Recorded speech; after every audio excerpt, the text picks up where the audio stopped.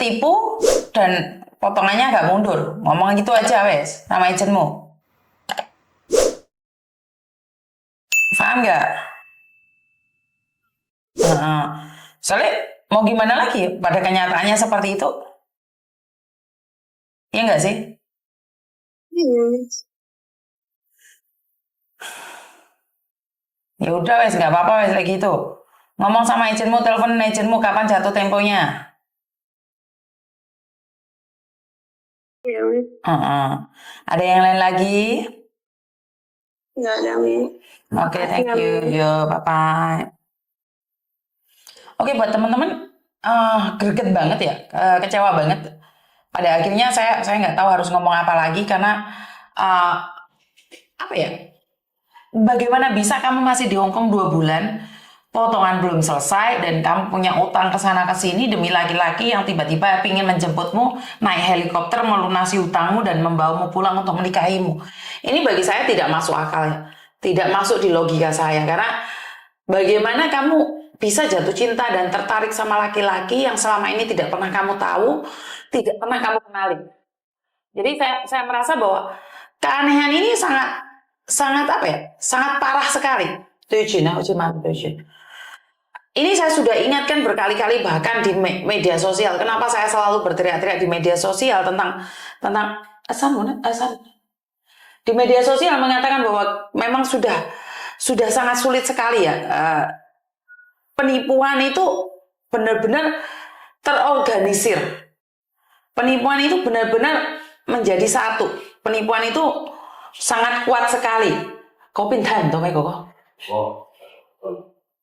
Jadi saya nggak ngerti harus ngomong apa lagi. Tiap hari, tiap kali video saya upload berulang-ulang kali. Itu kenapa sih kok masih ada aja yang ketipu? Sayanya yang salah atau videonya yang tidak menyebar kemana-mana? Ya, saya tidak akan pernah berhenti untuk melakukan ini, camping lebih berhati-hati lagi. Jadi tujuanmu itu bagaimana sih Mbak waktu keluar negeri, tujuanmu sih apa sih?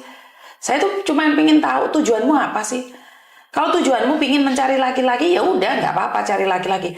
Tapi kalau tujuanmu demi keluarga, demi anak di Indonesia dan saat ada laki-laki yang mencintaimu dan kamu korbankan dirimu untuk utang bank demi laki-laki itu, bagi saya tidak masuk di akal saya. Maaf, saya bukan orang cerdas, orang cerdik. Jadi saya cuma berpikir salah di tujuan kita. Jadi kita selalu membayangin bahwa ada laki-laki datang di hati kita naik kuda, itu adalah pangeran. Jadi kita selalu berpikir bahwa laki-laki yang hadir dalam kehidupan kita itu adalah pangeran yang akan membawa kita ke istana. Tapi kita lupa bahwa pangeran-pangeran itu sekarang abal-abal. Pangeran-pangeran itu akan membawa kita ke neraka, ke penjara bahkan. Jadi berhati-hatilah berkenalan di media sosial karena teknologi semakin canggih, teknologi semakin hebat, tapi otak kita semakin kecil. Berpikirnya tidak perlu proses. Jadi berpikirnya ada orang kaya tiba-tiba mencintai kita dan kita diberikan warisan. Itu nggak mungkin, Mbak. Nggak ada. Jangan terlalu percaya dengan dongeng-dongeng. Jangan terlalu banyak lihat film-film drama. Tapi lihatlah konten-konten tentang realita. Konten-konten tentang kehidupan nyata. Kita selalu berpikir ada orang datang mencintai kita tiba-tiba. Dan tiba-tiba memberikan harta itu pada kita. Dan semuanya serba tiba-tiba. Apa sesuatu yang terjadi sangat cepat itu sangat menyakitkan sekali ya Mbak ya. Tapi sesuatu yang melalui proses, melalui luka pasti lebih indah. Jadi sesuatu yang didapatkan dengan mudah itu adalah sesuatu yang semu. Semua itu butuh proses, Mbak. Saya selalu tekankan bahwa apa yang saya lakukan hari ini, saya menjadi YouTuber atau influencer, itu saya butuh proses waktu yang sangat-sangat lama sekali untuk belajar, untuk mengerti situasi, untuk menjadi seperti apa dan bagaimana. Jadi semua kehidupan saya pernah melaluinya. Kenapa saya paham banget dengan kehidupan kalian? Karena saya pernah melaluinya. Kenapa? Dari perceraian, dari garangan, dari ditipu. Akhirnya saya jatuh bangun sendiri. Akhirnya kerja saibun ataupun sampai kerja ngepel ke sana ke sini. Dan akhirnya saya kerja di restoran, balik lagi ke agent, dan pada akhirnya saya menjadi YouTuber hari ini. Jadi saya punya proses, Mbak. Tidak ujuk-ujuk saya itu punya follower 100. Tidak. Saya itu tidak ujuk-ujuk saya terkenal, enggak, Mbak. Proses. Jadi tidak ujuk-ujuk saya dapat uang. Jadi kenapa kalian selalu berpikir semuanya serba instan? Semuanya serba enak? Tidak, Mbak. Jadi saya selalu menceritakan kehidupan saya. Saya menikah dengan satu laki-laki 3 kali. Berarti saya sudah cerai berapa kali. Dan saya ingin menekankan bahwa semua itu butuh proses. Dan saya tahu saat saya bercerai, saat saya jadi janda, pernah jatuh cinta sama garangan, akhirnya harta saya diporoti. Saya merasakan itu. Kenapa saya paham banget dengan pikiran jenengan? Saya tuh paham banget.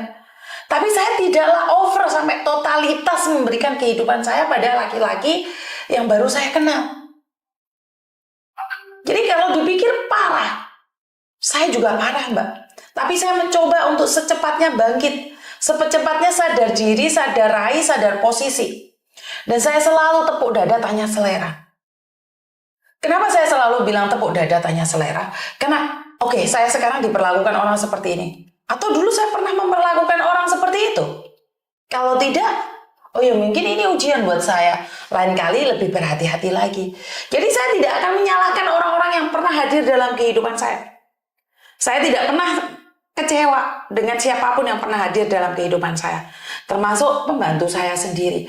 Walaupun mereka menyakiti saya, menghakimi saya, melukai saya, nggak apa-apa. Karena memang kadang-kadang saya sendiri juga over. Kalau nggak dipatahkan oleh mereka, siapa lagi yang bisa menjatuhkan saya? Jadi saya selalu, oh iya, mumpung saya belum melenting tinggi, jadi mulai sekarang saya harus mawas diri. Jadi buat teman-teman yang tujuannya keluar negeri, apalagi kalian yang masih baru-baru, tolong introspeksi diri, potongan belum selesai, sudah jatuh cinta. Apakah salah? Enggak salah. Karena sekarang ini di media sosial itu selalu diceritakan tentang kehidupan orang yang sangat nyaman.